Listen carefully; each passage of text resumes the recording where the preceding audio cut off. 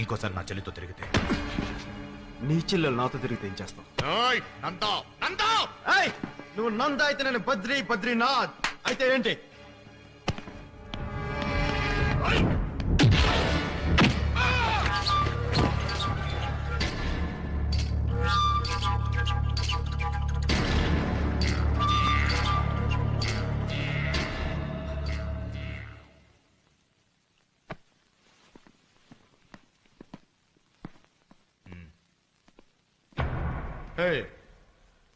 నా సంగతి నీకు తెలీదు. తెలీదు కాబట్టి లోపల దాకొచ్చో, లేదంటే గేట్ బయట తనుండేవాడిని. అవుట్.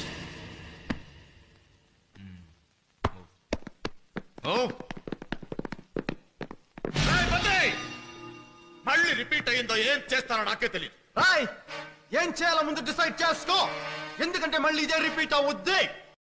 సరయు నా చెల్లెలు